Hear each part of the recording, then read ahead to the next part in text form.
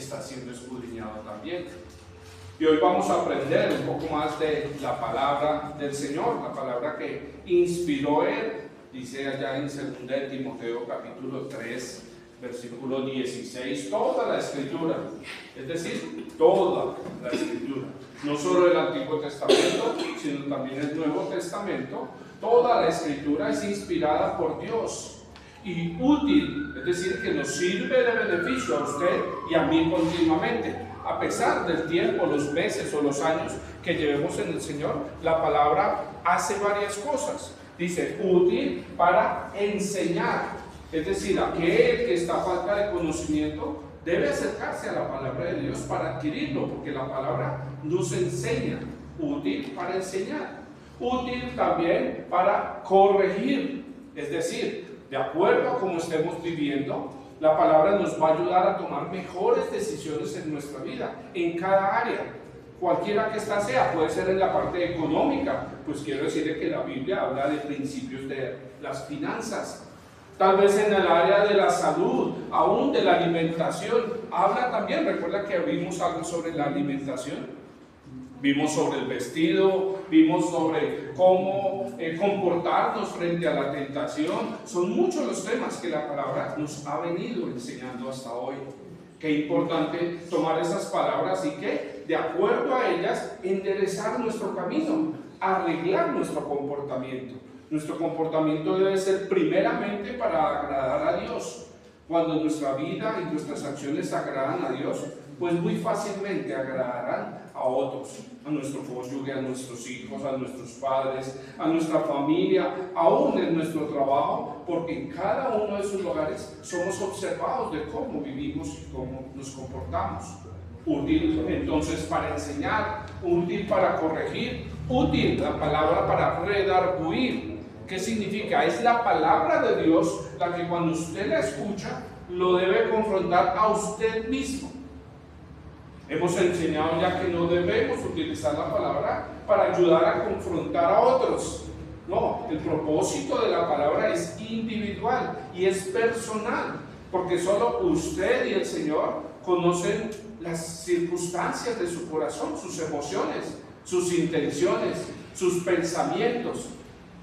Es la palabra la que le debe confrontar y decir, sí, yo en esto estoy fallando, yo en aquello estoy débil, yo en aquello estoy fuerte, yo en aquello he podido tener victorias. Solo usted y Dios lo pueden saber. Entonces, por eso la palabra es útil para enseñar, para corregir, para redarguir, para, cuarto, instruir en justicia. ¿Qué significa esto? Que es en la justicia de parte de Dios, no en la justicia del hombre. Usted sabe que la justicia del hombre establece una gradualidad de las faltas y asimismo pretende establecer una gradualidad de los castigos. Entonces, si usted dice una mentira, la justicia dice, bueno, eso no es tan grave. A pesar de que en un juzgado, el mentir bajo juramento en un juzgado le puede a usted traer problemas, pero no tantos. Eso no le va a dar a usted 30 años de cárcel, pero de pronto sí le da una pena menor. Es menor de 4 años la pena para eso. Pero, por ejemplo, si alguien mata a alguien más, entonces la justicia dice, eso sí es más grave. Y la justicia dice, si usted mató a 30, pues es 30 veces más grave. Asimismo, la pena que se la van a dosificar.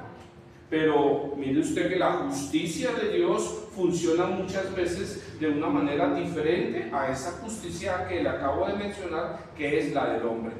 La justicia de Dios, al contrario, establece unos principios y establece que todas las faltas, todos los pecados, las acciones que usted comete en contra de lo que Dios ha establecido en su palabra, le es llamado pecado. Y el pecado, no hay pecado pequeño, mediano o grande. El pecado es de igual tamaño para Dios. Y establece allá en Gálatas capítulo 6, dice que la paga del pecado es muerte. Y se refiere no a la muerte física, sino a la muerte espiritual. Y esa muerte espiritual hace que nos separemos de Dios. Dios sabe esto.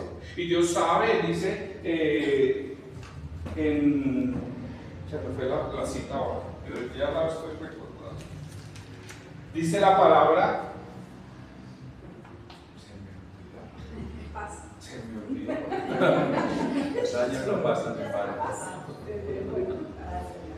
Y ya me acordé que es capítulo 59, versículo 2. Ahora me olvidé el libro. Isaías. Muy bien, Isaías capítulo 59, versículo 2, que es un versículo que yo utilizo mucho porque nos habla de eso, de que el pecado hace separación entre Dios y los hombres, para que Dios no escuche nuestra oración para contestarla. La forma como nos comunicamos con Dios es a través de la oración, es a través de hablar con Él. Pero dice que el pecado hace una separación y entonces Él no oye nuestra oración para contestarla. ¿Por qué? Porque eso es lo que produce el pecado: muerte en la comunión con Dios, muerte y separación. Ahora imagínense usted de pronto al ateo que dice que no cree en nada, ¿no? Dice que no cree en nada. Pues ¿a cuál Dios va a acudir? Pues a ninguno. ¿A cuál Dios le va a agradecer? Pues a ninguno. Porque muy seguramente él tendrá la propia capacidad para sacar adelante todas las cosas en su vida. Pero sabemos que cuando estamos separados de Dios, lo que sucede es que estamos muertos espiritualmente. Dios, sabiendo esto, por eso estableció ese plan de salvación. ¿De salvación de qué? De la muerte espiritual. Esa es la salvación que Él trae a nuestras vidas. Y cuando conocemos, aprendemos del Señor y entendemos el sacrificio que hizo en ese plan de salvación al enviar a Cristo, el mismo Dios, haciéndose hombre y muriendo como hombre por nuestros pecados, llevando en sí mismo todo pecado y toda falta en Él. ¿Para qué? Para hacernos libres a nosotros. Esa es la libertad y ese es el plan de salvación. Liberarnos de la muerte que venía por el pecado. Entonces, por eso tenemos la oportunidad de por fe ser salvos de la condenación, de esa muerte. Entonces nacemos a una nueva vida y ahora con esa nueva vida Él dice en su palabra que su Espíritu Santo, el cual prometió que vendría a nosotros, se hace real en nosotros y empieza a habitar en nosotros. Y es el Espíritu Santo el que nos da convicción de las cosas que son espirituales. Porque las cosas naturales fácilmente usted puede analizarlas, puede tener hipótesis, tesis, síntesis, todas las deducciones que quiera y saber que algo es cierto. Un principio de física o un principio de química, usted lo puede comprobar, pero las cosas espirituales se entienden es por la revelación que el Espíritu Santo nos da a cada uno de nosotros. Sabiendo eso, Dios mismo estableció ese plan de salvación, y cuando Cristo, en el cumplimiento de ese plan de salvación, estuvo aquí en la tierra, mire lo que dijo. Acompáñeme a Juan capítulo 14. Evangelio según San Juan, capítulo 14. Y mire usted lo que dijo en el versículo 15. Esta es una promesa que el mismo Señor Jesús hizo. Y hoy y sigue siendo real para muchas personas que no lo han recibido todavía. Mire lo que dice Juan 14, 15. Dice: si me amáis, guardad mis mandamientos. Y yo rogaré al Padre y os dará otro consolador para que esté con vosotros para siempre. Aquí este versículo es bien interesante porque está hablando del Señor Jesucristo y está mencionando que rogará ¿a quién? Al Padre, a Dios el Padre. Él mismo, Jesús, orando a Dios el Padre para que nos dé otro consolador. ¿Está hablando de quién? Del Espíritu Santo. Así lo dice más adelante. Dice el versículo 17, hablando de ese que vendría, del Espíritu Santo. Dice: el Espíritu de verdad, el cual el mundo no puede recibir, porque no le ve ni le conoce. Pero vosotros le conocéis, porque mora en vosotros y estará con vosotros. Recuerde que le dije, estos son principios espirituales. Y cuando usted entiende entonces que el Espíritu Santo puede morar dentro de usted y estar con usted, Él hará lo que la misma palabra dice. Recuerde que dijo el Espíritu de verdad. Por lo tanto, lo primero que hace es traer a su vida la verdad. Es darle convicción de esa verdad, es enseñarle, es que usted la conozca, es que usted aprenda a identificar la mentira con la verdad y tome la verdad para su propia vida. Versículo 18, no os dejaré huérfanos, es decir, que no se iba a ir el Señor Jesucristo y los iba a dejar desamparados, solos. ¿Sabe que cuando las personas llegamos a cierta edad empezamos a sentir soledad? Todos empezamos a sentir soledad. Pero algo bien interesante es entender que si el Espíritu Santo mora con nosotros, estará con nosotros para siempre. Significa que no estamos solos en ningún momento de nuestra vida. Versículo 19, todavía un poco y el mundo no me verá más. Él sabía que iba a morir y que iba a partir de este mundo. Todavía un poco y el mundo no me verá más, pero vosotros me veréis, porque yo vivo. Vosotros también viviréis. Cuando Cristo ascendió a los cielos, espiritualmente viene a morar también en nosotros y podemos recibirlo, por eso en nuestro corazón, como dice allá Juan capítulo 1. Dice que le recibimos en nuestro corazón y por la fe Él habita en nuestro corazón. Significa que estamos menos que solos, estamos acompañados.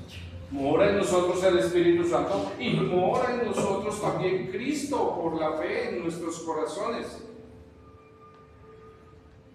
En aquel día vosotros conoceréis que yo estoy en mi Padre y vosotros en mí y yo en vosotros. El que tiene mis mandamientos y los guarda, ese es el que me ama. Y el que me ama será amado por mi Padre. Y le amaré y me manifestaré en él. ¿Qué promete también? Manifestarse. No solamente vivir y que el Espíritu Santo repose en nosotros, sino también habla de unas manifestaciones. Pase un poquito y salte al versículo 26. Va a hablar nuevamente de ese, que es el tema de hoy, hablando del Espíritu Santo. Dice el versículo 26, mas el Consolador, mire que es uno de los nombres o de las características que se le refiere al Espíritu Santo. Si Él es Consolador, ¿qué hará en nosotros? Consolarnos. ¿Consolarnos de qué? Pues muy seguramente será de una tristeza, muy seguramente será de un fracaso, muy seguramente será de la incertidumbre de la vida. Él trae a nuestro corazón consuelo. ¿Cómo hace para traer consuelo a nuestro corazón? Pues a través de sus funciones, a través de revelarnos al Espíritu Santo, de revelarnos a Cristo, de revelarnos su palabra y darnos convicción. Él es lo que aviva y nos da entendimiento de la palabra de Dios en nuestro corazón. Mas el Consolador, el Espíritu Santo, a quien el Padre enviará en mi nombre, Él, ¿qué hará? Mire lo que va a hacer primero. Él os enseñará todas las cosas. Significa que el Espíritu Santo es esa persona activa que hace en nosotros que nosotros comprendamos las verdades de Dios, las verdades espirituales. Dice, y os recordará todo lo que yo os he dicho. Por eso es importante leer la palabra de Dios, porque entendemos qué es lo que dice Dios. Conocemos a Dios a través de su palabra. Esta es la palabra de Dios, la que Él inspiró a hombres y a varias personas para que escribieran inspirados por el Espíritu Santo y dieran a conocer el corazón de Dios. Él os recordará todo lo que yo os he dicho. La paz os dejo, mi paz os doy. Yo no os la doy como el mundo la da. No se turbe vuestro corazón, ni tengáis miedo. Pues era la promesa que Jesús mismo estaba dando de que enviaría al Espíritu Santo a nuestra vida. Y desde el momento que nosotros decidimos creer espiritualmente en Dios como está manifestado aquí, vemos que manifiesta el Padre, manifiesta el Hijo y manifiesta el Espíritu Santo. Y nos envía su Espíritu Santo y dice que Él también se manifestará. Y esto se cumplió, esa promesa se cumplió. Usted puede ir, acompáñeme a Hechos, capítulo 2.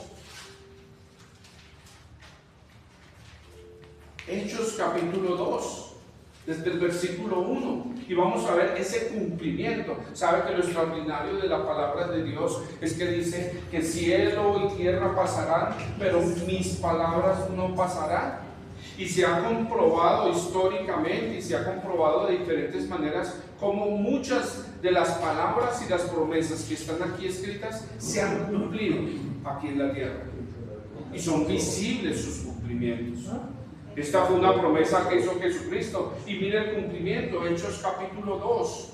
Dice, cuando llegó el día de Pentecostés, recuerden que vimos algo sobre las fiestas judías y les hablaba yo de una de esas fiestas, la fiesta de Pentecostés. Estaban todos unánimes juntos y de repente vino del cielo un estruendo como de un viento recio que soplaba, el cual llenó toda la casa donde estaban sentados. Y se les aparecieron lenguas repartidas como de fuego, asentándose sobre cada uno de ellos. Y fueron todos llenos del Espíritu Santo. Ahora recuerde que dijo que no solamente vendría el Espíritu Santo para estar con ellos, sino que también se manifestaría. Continuemos y miremos la manifestación. Y comenzaron a hablar en otras lenguas, según el Espíritu Santo, según el Espíritu les daba que hablasen. Ahora, ¿por qué esa extrañeza o ese asombro de aquellos que estaban allí? Versículo 5. Moraban entonces en Jerusalén varones piadosos de todas las naciones bajo el cielo, es decir, de diferentes países en ese momento. Y hecho este estruendo, se juntó la multitud y estaban confusos, porque cada uno les oía hablar en su propia lengua. Es decir, que todos los que allí se encontraban, que están más abajo en el versículo 9, salte un momento al versículo 9 para que tengamos un mayor contexto. Dice, partos, medos, elamitas y los que habitábamos en Mesopotamia, en Judea, en Capadocia, en Ponto, en Asia, en Frigia y Panfilia, en Egipto y en las regiones de África, más allá de Cirene, y romanos aquí residentes, tanto judíos como prosélitos, cretenses y árabes. Pero ¿qué sucedía con todas esas regiones? Porque esas personas eran de esos lugares. Mire lo que sucedía. Dice, les oíamos hablar en nuestras lenguas las maravillas de Dios. Es decir, que vino el Espíritu Santo cumpliendo esa promesa de Jesús a ellos. ¿Y que empezaron ellos? A hablar en otros idiomas, los de esos países. Por eso esas personas se asombraban, porque los escuchaban hablar en su propia lengua. Esta es una de las manifestaciones. Y muchos de pronto se asombraron de esto, pero estas son una de las manifestaciones del Espíritu Santo cuando está en una persona. Ahora, eso no significa que usted no esté en el Espíritu Santo porque usted no habla otros idiomas o en otros idiomas las maravillas de Dios. Mire que el propósito es específico, es para eso. No es para que usted se vaya a trabajar allá, no, es para la obra de Dios. ¿Por qué? Porque es dado por el Espíritu Santo de Dios. Y esto es uno de los dones espirituales, uno de los dones por la manifestación del Espíritu Santo en una persona. Hoy vamos a hablar un poco más de eso.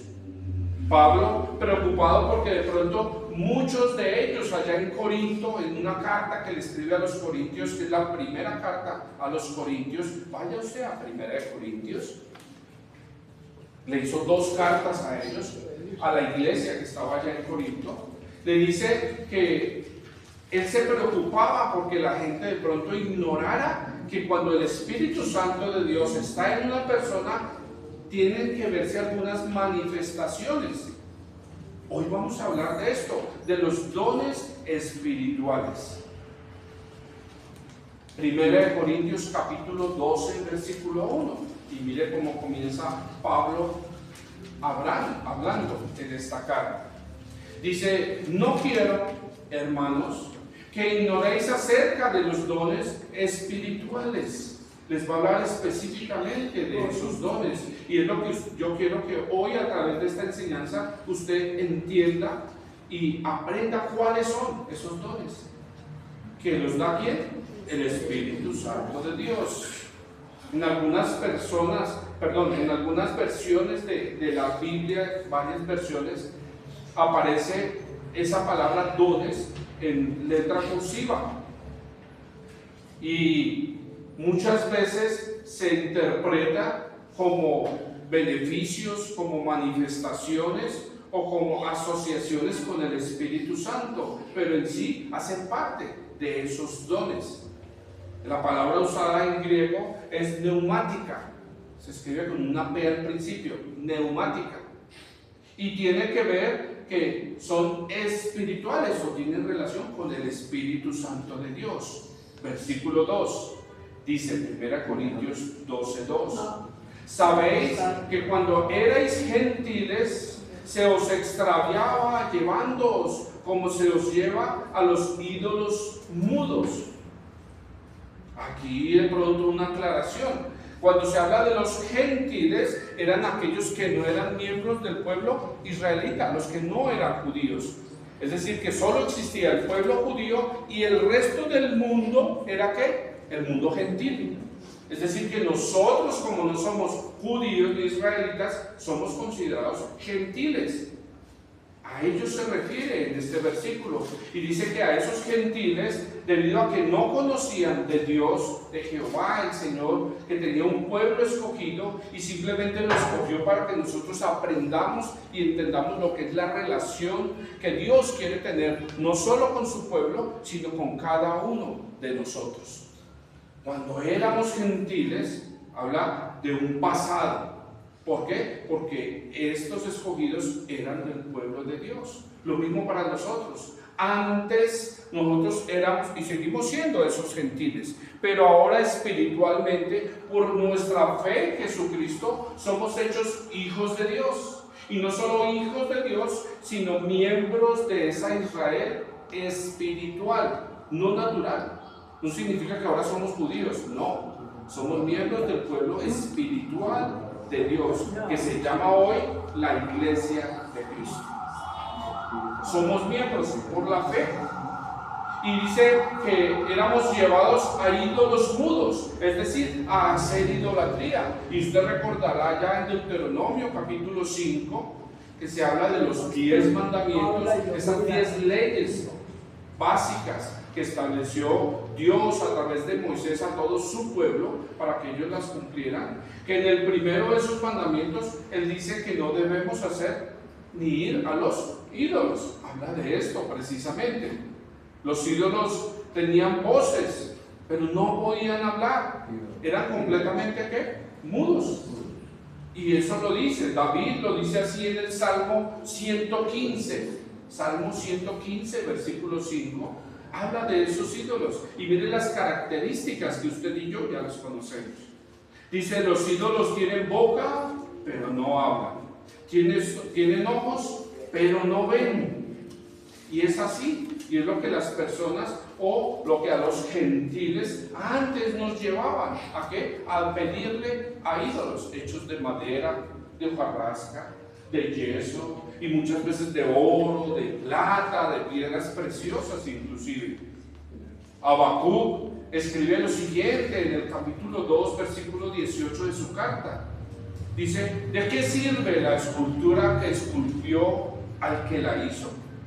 La estatua de fundición que enseña mentira, para que el artífice confíe en su obra haciendo imágenes mudas.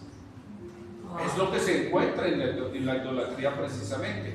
Es llevar a las personas a creer en mentiras y a que confíen en imágenes. Y eso de pronto usted y yo lo hicimos por mucho tiempo, cuando ignorábamos la palabra de Dios. Pero cuando decimos que la palabra de Dios nos enseña y leemos versículos como esto, entonces uno dice, ¿y entonces yo qué hago pidiéndole a una imagen? Esa es la confrontación que hace el Espíritu Santo en nuestro corazón. Y entonces lo primero que hacemos es apartarnos de esas imágenes y buscar realmente a Dios en espíritu y en verdad. Y eso lo hacemos a través de la oración, a través de hablar con Él, a través de leer la palabra, a través de meditar en ella y comprenderla. Porque cuando lo comprendemos, esos principios pasan a ser parte de nuestra forma de pensar, de nuestro corazón, y entonces ya cuando alguien nos dice, venga, es que es el día de tal ídolo, camine, vamos a llevarle frutas, velas, dinero, música, alegría, pues nosotros decimos, no, porque ese no es el Dios verdadero. Dice, el Dios verdadero se adora en espíritu y en verdad. Entonces por eso es que no utilizamos nada de eso. Pero vuelvo a 1 Corintios capítulo 12 versículo 13, y entendamos lo que quiere transmitir Pablo en esta enseñanza. Dice, por tanto, os hago saber que nadie que hable por el Espíritu de Dios llama anatema a Jesús, y nadie puede llamar a Jesús Señor sino por el Espíritu Santo. Está mostrando cómo es que en la realidad, en la forma de pensar nuestra, cumple el Espíritu Santo su función de enseñarnos la verdad. Primero, de apartarnos de los ídolos, y segundo, de entender que el Espíritu Santo de Dios, cuando mora en una persona, es cuando la persona reconoce a Jesucristo como Señor. Porque hay algunos que no creen que Jesucristo sea Dios, ni que Jesucristo sea Señor, cuando la misma palabra así lo enseña, aún desde Mateo, desde la Anunciación, cuando le dijo que colocarían y llamarían su nombre Jesús, le llamarían Señor, le darían todos sus nombres. En las profecías, en Isaías capítulo 6, cuando habla de la profecía, dice cómo tendrían que llamarlo: Salvador, Señor de señores, Rey de reyes. Es la misma palabra la que nos lo está enseñando. Y esta es una de las verdades de pronto absolutas para nosotros. Y muchas veces cuando se llama a Jesús anatema, mira que aquí dice, nadie que hable por el Espíritu de Dios llama anatema a Jesús. ¿Qué significa eso? La palabra anatema significa sin autoridad o sin verdad. Dice que nadie puede llamar a Jesús, que es falso. Sin embargo, vemos en los evangelios, cuando se narra la venida del Señor Jesús, que muchos no creyeron en Él. Y muchos, inclusive cuando vieron los milagros, los prodigios, las liberaciones, decían, es que Él está aliado con Satanás y echa fuera a los espíritus inmundos, es en el nombre de Belcebú. Así lo dice la palabra. A eso se refiere. Nadie puede hablar de Jesús, de que no es Señor, de que no es Dios, en el nombre del Espíritu Santo. Porque el Espíritu Santo, una de las funciones era ¿cuál? Recordar todo lo que Jesucristo mismo enseñó. La función del Espíritu Santo es darnos convicción de que Jesús es el cumplimiento del plan de salvación del hombre el plan de salvación de Dios para el hombre por el pecado. Era el plan de salvación y Jesús es ese cumplimiento. Dice, y nadie puede llamar a Jesús Señor sino por el Espíritu Santo. Pero usted sabe que hoy en día muchas veces las personas van a hacer cosas en el nombre de Jesús. Se me están acelerando las palabras. Me salen unas santas. Esa falta de agua. Que me hablen, sí. Son tantas cosas. Muchas gracias. Muchas veces encontramos personas que en el nombre de Jesús hacen cosas indebidas. ¿Recuerda usted esas noticias donde alguna persona dijo que él era Jesús y que había regresado? Y entonces todos los que estaban con él tenían que entregarles todas las cosas, todos los bienes a nombre de él. Y después de eso, que ya era el tiempo final y determinó una fecha, y ese día entonces reunió a toda su congregación y les hizo beber veneno y se murieron. Él también se murió. Claro, también murió. Y entonces eso lo conocemos como la matanza de un pueblito por allá en Estados Unidos. Mire que estaba hablando. Y sabe que hay un señor por allá en la India que dice que él es el Jesús, que él sí, que el otro no era, pero que él sí, esta vez sí. Y ahorita está metido en la cárcel porque lo cogieron después de que le quitó un poco de cosas a la gente y que abusaba aún de las mujeres en su iglesia y aún de los hombres. Y lo cogieron y está en la cárcel en este momento. Muchos dicen llamarse y muchos hacen cosas aún en su nombre. Y sabe que muchos se engañan y son engañados, pero ¿por qué no son engañados? Porque no buscan realmente que el Espíritu Santo les dé la revelación de la verdad. No leen la palabra. El principal error de las personas que son engañadas es que no conocen la palabra de Dios. Si uno lee la palabra de Dios, entonces no dejarían, como decimos en el argot popular, que le metan los dedos a la boca, dice. No permitiría ser abusados ni engañados. Aquí en Colombia también pasó por allá, cerca de la costa, un pastor que abusaba también de las feligreses. Y también por allá fue para la cárcel, otros se les llevan la plata. ¿Pero es por qué? Porque se dejan engañar por no conocer la palabra de Dios. Dice el Evangelio según San Mateo en el capítulo 7, versículo 22, que muchos me dirán en aquel día: Señor, Señor, ¿no profetizamos en tu nombre? Y en tu nombre echamos fuera demonios, y en tu nombre hicimos muchos milagros. Entonces les declararé: nunca os conocí, apartados de mí, hacedores de maldad. Miren qué tremendo. Muchas personas aún hablarán en el nombre de Jesús y habrán estas manifestaciones. Profetizarán en el nombre de Jesús, echarán fuera demonios. ¿Sabe que en esto hay unas personas que ofrecen sus servicios para exorcizar a los que tienen espíritus inmundos en el nombre de Jesús? Y entonces los exorcizan, y para eso entonces llevan ídolos de madera e ídolos de imágenes para sacar a esos espíritus inmundos de las personas. Esto es a lo que se refiere el Señor y a lo que se referían cuando Jesús lo hacía. ¿Cómo lo van a hacer? Llevándolos en contra de la palabra de Dios. Si la persona conociera la palabra de Dios y sabe que Dios detesta la idolatría, por ejemplo, pues ¿cómo lo van a hacer? Hay uno por allá, un pastor por allá que está en la cárcel porque él decía que le sacaba los espíritus inmundos a las mujeres a través de relaciones sexuales. Y él les colaboraba y les hacía el favor. Está en la cárcel. Eso es real.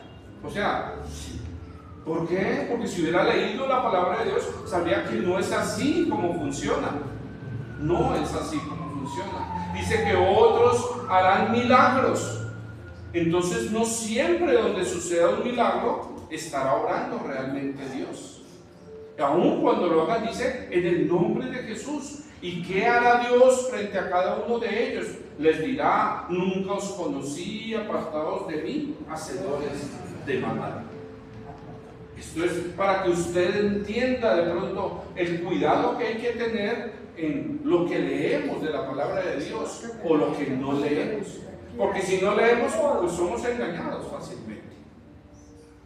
Versículo 4. Ahora bien, continúa aquí enseñando Pablo. Ahora bien, ¿hay diversidad de dones? ¿Es decir, que hay uno solo? No, hay muchos. Hay diversidad de dones, pero el Espíritu es el mismo. Es decir, que toda la diversidad de dones que vamos a mirar ahorita la da uno solo, que es el Espíritu Santo de Dios. Versículo 5. Y hay diversidad de ministerios, pero el Señor es el mismo.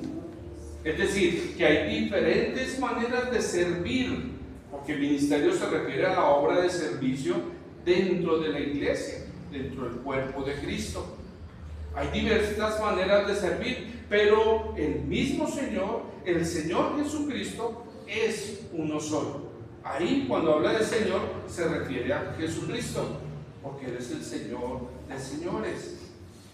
Versículo 6, 1 Corintios 12:6. Y hay diversidad de operaciones, pero Dios, que hace todas las cosas en todos, es el mismo. ¿Sí? ¿Lo van comprendiendo? O como dice allá, se lo repito. Amén. Explíquelo. Capítulo 12, versículo 5. Entonces dice, versículo 4. Ahora bien, hay diversidad de dones, pero el Espíritu Santo es el mismo. Esa palabra dones en el griego es charis, que significa carismas. Son dones. Es decir, primero, los dones, carismas, ¿los da quién? El Espíritu Santo de Dios. Segundo, hay diversidad de ministerios, pero el Señor es el mismo. Es decir, ¿quién da esos ministerios? Jesucristo. El Señor Jesucristo. Ministerios viene del griego diaconía, que tiene que ver con funciones o misiones especialmente encargadas. Diaconía. Y tercero, hay diversidad de operaciones, pero Dios, que hace todas las cosas en todos, es el mismo. Es decir, que Dios es el que establece las operaciones, así le llaman aquí. En otra versión de pronto le cambian como funciones. Es decir, que tenemos 3 áreas de dones. Eso es algo que hay que tenerlo bien en claro. De pronto, para que usted lo entienda, aquí está hablando a 3 cosas diferentes. Yo le hice un cuadrito para que usted lo comprenda un poco mejor. De pronto esto le facilita entender lo que dice la palabra.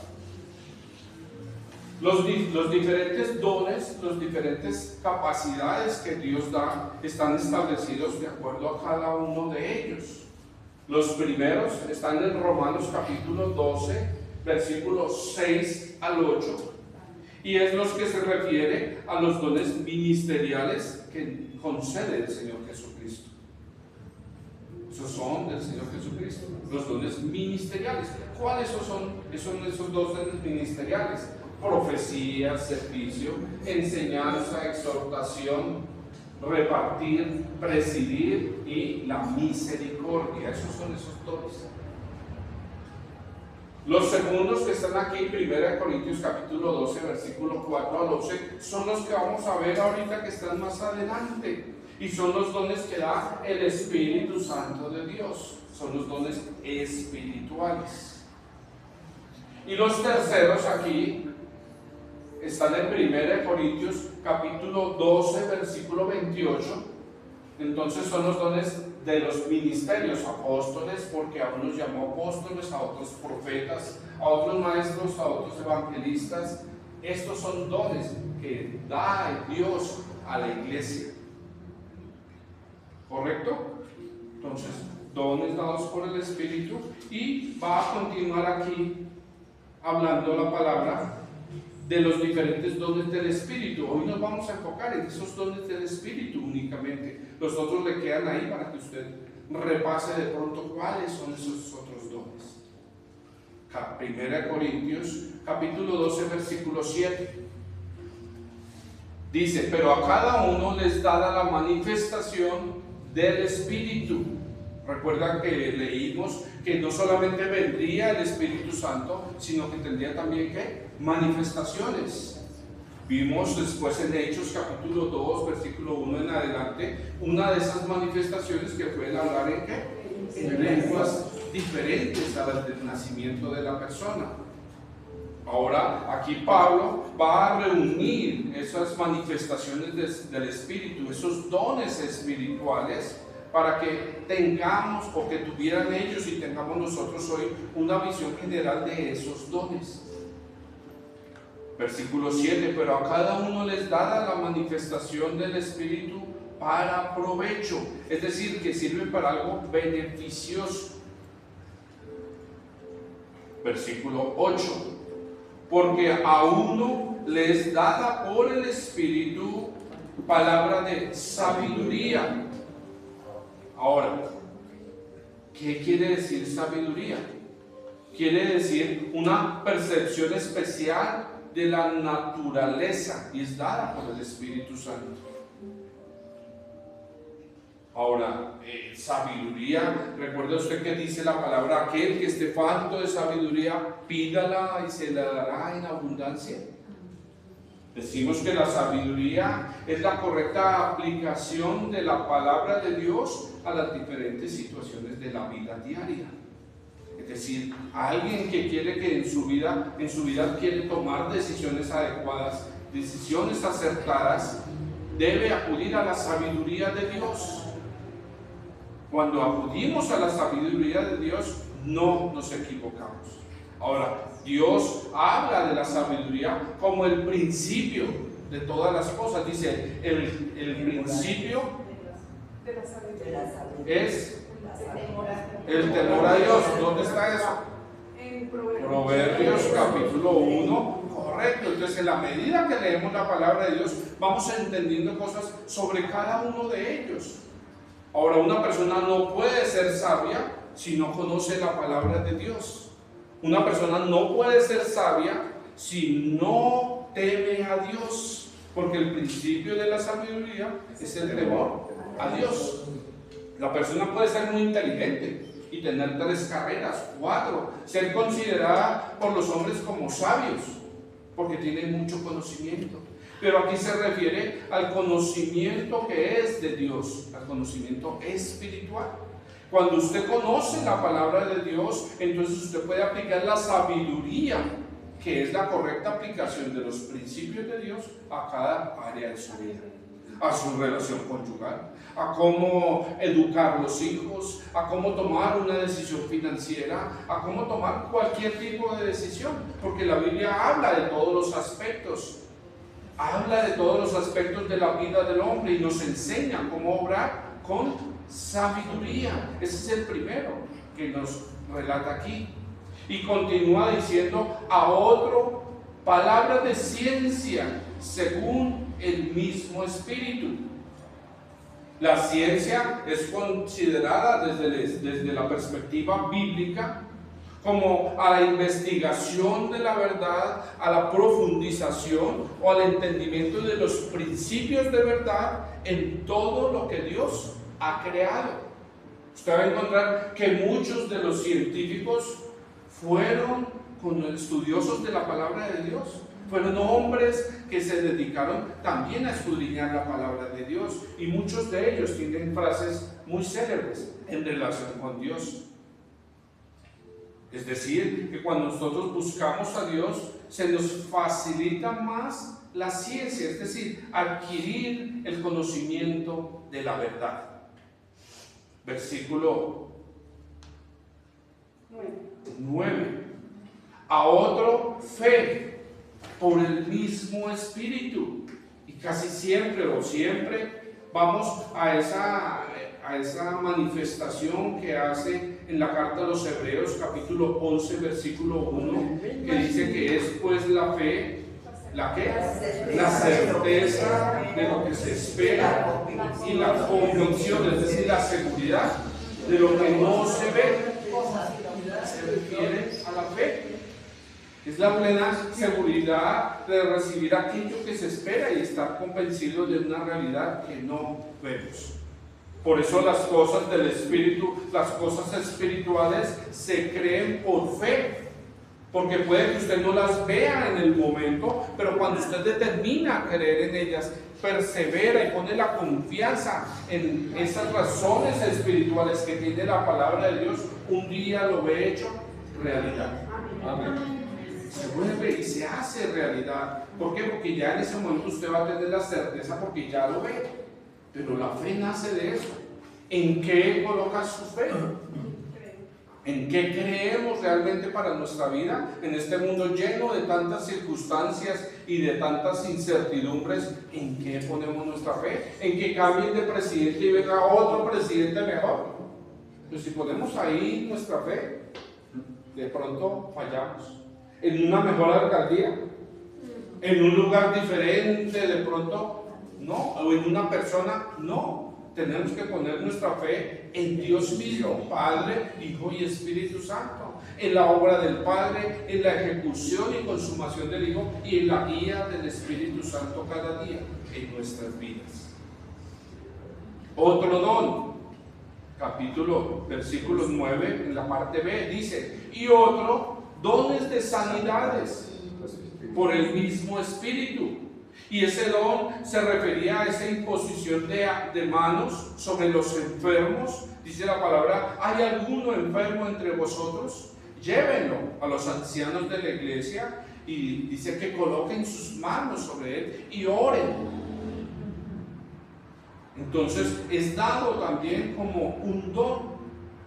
Pablo, Pedro, muchos de ellos vivieron en la realidad en sus ministerios esta situación y oraban por los enfermos, y usted puede orar por los enfermos, y si ora con fe creyendo, el final de esa oración se estará siempre en las manos de Dios, que dice que todo lo que pidamos en el nombre de Jesucristo será hecho, pero no podemos cerrarnos solo a esa manifestación. Porque dice más adelante, esto es lo que conforme a su propósito se ha pedido. Eso es lo que conforme a su propósito. O si no, la gente podría pedir para lo malo en el nombre de Jesús y sería hecho. Y lo vemos, hay personas malas que van y le piden allá las imágenes y le piden a Dios que le vaya bien en este negocio, en ese torcido, en algo malo. Cuando eso sucede, ¿es hecho de parte de Dios? Pues no, es hecho de parte del maligno, quien también está escuchando esa petición. Y él le hará creer que fue Dios el que le dio eso.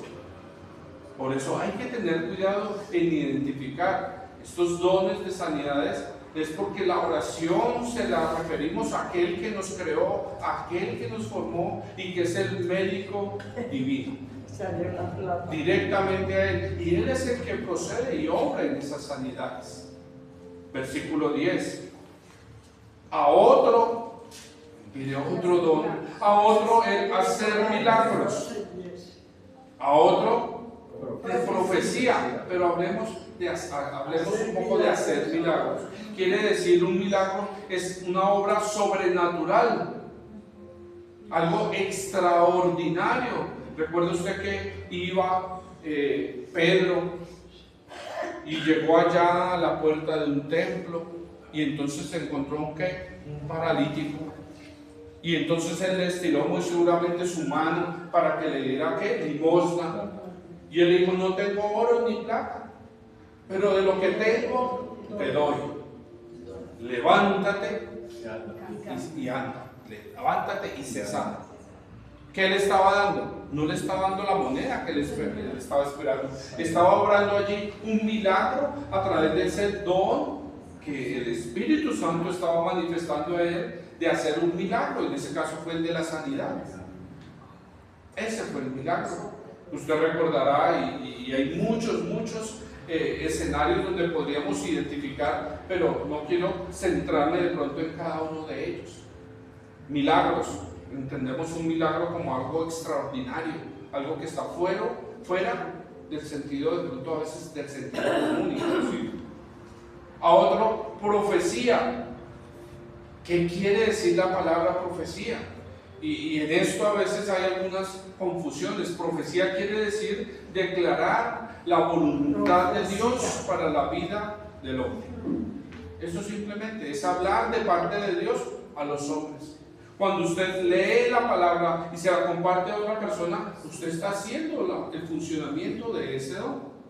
Profecía, hablar de parte de Dios a los hombres, declarar y predicar la palabra de Dios es parte de esa profecía. Pero muchas veces se ha malentendido y creen que la profecía es cuando usted va a un lugar y hace una fila y la persona que está delante le va profetizando cosas a su vida. Eso no es profecía. Eso tiene que ver más con la adivinación. Adivinación que también se habla en la palabra de Dios y la tienen como un pecado, y dice que no debemos buscar a los adivinos. Entonces, cuando se saca de los contextos es donde se manipula a las personas, y entonces las personas van y hacen caso a lo que esa persona les dice, cuando muchas veces son como decía en el otro versículo, dice: Señor, en tu nombre hicimos esto, hicimos milagros, en tu nombre profetizamos. Pero ¿cómo serán llamados? Hacedores de maldad. La profecía y las palabras que se dicen tienen que ver con lo que dice la palabra de Dios. No pueden ser sacadas del contexto de Dios. Tienen que ser conforme a su palabra. Continúa diciendo: a otro, discernimiento de espíritus. ¿Y qué es discernimiento de espíritus? Es la capacidad a través de este don que se tiene de lo que es verdad y de lo que es mentira. Fácil. Y si usted lee la palabra de Dios juicioso cada día, como le invitamos a que haga, usted va a ir aprendiendo de la misma palabra. El Espíritu Santo va a ir dándole a usted esa capacidad para entender cuándo algo es verdad y cuándo algo es mentira. Usted ha escuchado a alguien que dice mentiras y sabe que son mentiras y siente que son mentiras y después se da cuenta que son mentiras. Eso es parte de eso. Usted dice: ay, a mí me late, a mí como que me da un pálpito, yo como que sospecho de eso. Y hay algunas muy evidentes, sobre todo cuando dicen: traiga tanto y en 8 días va a tener 100 veces más. ¿Esa le suena a usted como que no? ¿O como que sí? Como que no, ¿cierto? Hay cosas que son evidentes. Aquí se habla de eso. ¿Por qué? Porque muchas veces recuerdo un pasaje donde la adivina, hablando de la adivina de Endorra precisamente, que decía: estos que ustedes siguen son hijos del Dios Altísimo. En eso tenía verdad. En eso tenía verdad. Pero ella estaba buscando, porque ella era una adivina que trabajaba para unos señores y le cobraban a la gente por darle esa adivinación. Es decir, iban detrás del dinero. Y se cansa entonces Pedro y le reprende el espíritu de adivinación, y la mujer deja y pierde esa capacidad que tenía, y entonces aquellos hombres se enfurecen contra Pedro y el otro apóstol y los sacan a pedradas, los apedrean por eso y los sacan de ahí. No quieren que haya esa manifestación. Muchas veces esta situación del discernimiento de espíritus es manipulado, es para engañar aún más a las personas. Por eso es importante aprender desde la palabra, identificar lo auténtico y lo falso, lo verdadero de lo falso. Otro don: diversas clases de lenguas. Y aquí tocamos esa que tocamos cuando leímos ahí en Hechos capítulo 2.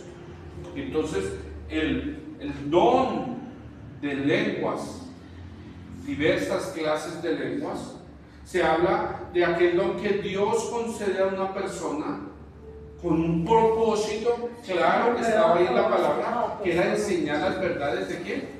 De la palabra de Dios, hablar sobre Dios. Es para eso que es utilizado. Usted no va a recibir el don de lenguas para irse a trabajar en Australia y ahora habla inglés, no, o por ejemplo un idioma africano para irse a trabajar allá. No, usted lo recibiría, pero ¿para qué? Para ir a predicar la palabra de Dios, para ir a hablar de las cosas de Dios. Y por eso aquellos se asombraban tanto. Ahora, ese idioma debe ser diferente en el que usted nació, porque si usted va a ir a hablar allá español, pues fácil. Pero vaya y hable con muchos. Y muy seguramente es en el campo misionero donde más se podrían ver este tipo de manifestaciones del Espíritu. Y se han dado se han dado.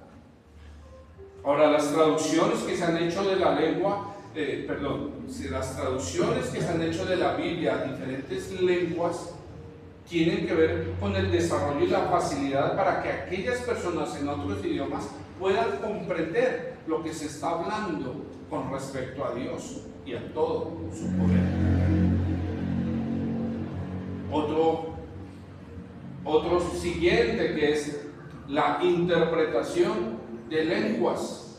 Entonces ahí tenemos dos que dice la palabra, y Pablo habla en otra de sus cartas que cuando en un lugar hay una persona que hable en lenguas, es decir, hable en un idioma diferente, en la congregación tiene que hacerse en orden y siempre tiene que haber una persona que las interprete, es decir, que le traduzca, porque se presentaban allá en Corintio entonces muchas manifestaciones donde las personas decían estar hablando de otras lenguas y no era cierto, y por eso él pone orden dentro de la iglesia y dice que si hay alguien que hable en lenguas, haya otro que interprete, pero hágase todo en orden, porque Dios es un Dios de orden.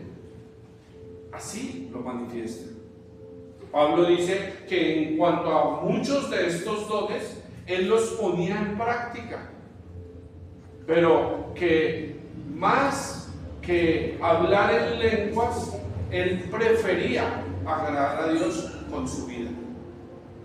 Él resalta que es más importante la obediencia a la palabra de Dios que poder comprender o tener todos estos dones. Entonces vimos desde el versículo 7 que a cada uno les da la manifestación del Espíritu Santo para provecho. Y vimos desde el versículo 8 cada uno de esos dones. En total, ¿cuántos dones son? 9 dones, lo que acabamos de leer. Traté de como explicarle muy específicamente, porque casi que cada uno de esos dones podríamos hablar a profundidad y mostrar diferentes pasajes de la palabra donde se manifiestan y se ven. Eso es una interesante tarea. 9 dones, y dice en el versículo 11, pero todas estas cosas las hace uno y el mismo Espíritu, es decir, el Espíritu Santo de Dios, repartiendo a cada uno en particular como ¿qué? Como Él quiere. Es decir, que el Espíritu Santo lo da como un regalo a las personas en las cuales reside, habita o está presente, con el propósito de que Él, cada persona que vaya recibiendo, vaya entendiendo el propósito de esos dones. Yo le coloqué aquí, entendamos el propósito de Dios al derramar diversidad de dones, ministerios y operaciones sobre la iglesia. ¿Para qué? Para guardar la unidad del Espíritu. Recuerda que dice todo lo hace el Espíritu. Y recuerda que el Espíritu Santo, Jesucristo y el Padre son un solo Dios. Un solo Dios. Yo le coloqué un cuadro aquí para tratar de separar en grupos esos dones espirituales. Podríamos decir que los dones de inspiración, que son inspirados por el Espíritu Santo, tienen que ver, y allí estaría el de profecía, ya lo explicamos, el de lenguas y el de interpretación de lenguas. Estos son los dones de inspiración. Los dones de revelación, palabra de ciencia, palabra de sabiduría y discernimiento de espíritus, porque los tiene que revelar el Espíritu Santo. Son dados por Él, en función de Él. Y los dones de poder, sanidades, hacer milagros y el don de fe, como don. Este grupo, que son los de inspiración, son los que manifiestan o dicen algo hacia las personas, hacia el cuerpo de Cristo.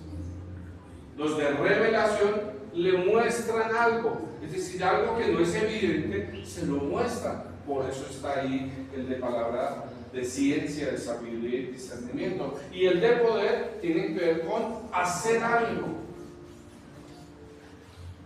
Amén. Amén. Versículo 11, pero todas estas cosas las hace uno. Tiene que ver con la unidad. El cuerpo de Cristo es bendecido por la presencia del Espíritu Santo en cada uno de sus miembros, en los cuales el Espíritu Santo quiere manifestar esos dones que hemos visto. Usted puede preguntarse, ¿será que usted tiene la manifestación de alguno de esos dones? La tendrá. Amén. ¿Cuál le gustaría? Usted puede querer de pronto, ay, a mí me gustaría, ay, qué chévere este otro, qué chévere aquel, qué chévere. Claro. Pero dice el versículo 11, que ¿quién nos da? El Espíritu Santo. Entonces, ¿qué debemos hacer? Pues pedirle al Espíritu Santo que nos dé Él. ¿Y cómo le va a dar Él? Conforme el propósito que tenga para su vida, pero también conforme su disposición. Porque ¿para qué le va a dar, por ejemplo, un don de profecía? Si usted dice, no, es que a mí me da pena hablar de la Biblia, pues entonces ¿para qué le va a dar profecía? ¿Para qué le va a dar el de lenguas y lo va a llevar de pronto a otro país de misionero? Si usted no lee la palabra de Dios, pues ¿a qué lo llevó? ¿A pasear a Disney? No, pues para eso hágalo de sus fuerzas. Es un propósito el que tiene que haber divino detrás de un don de estos que les es entregado a cada persona. Entonces tiene que ver con los frutos del Espíritu Santo, tiene que ver con la presencia evidente del Espíritu Santo, pero también tiene que ver con el propósito que usted manifieste al Espíritu Santo. Si usted le pide al Espíritu Santo, Él le va a dar. Pero si usted dice, ay no, qué chévere orar por alguien y poner las manos y que sean santos, pero de pronto usted no visita a los enfermos, pues como para qué le dan un don. ¿Sí? ¿Para qué le dan un don si usted no lo va a utilizar? ¿Usted quiere tener los dones del Espíritu Santo? Pues tiene que ser activo dentro de la obra del cuerpo de Cristo. Tiene que manifestar, tiene que pedirle a Él, y dice que Él dará a cada uno, conforme su propósito. Amén. Cierre los ojos ahí donde están.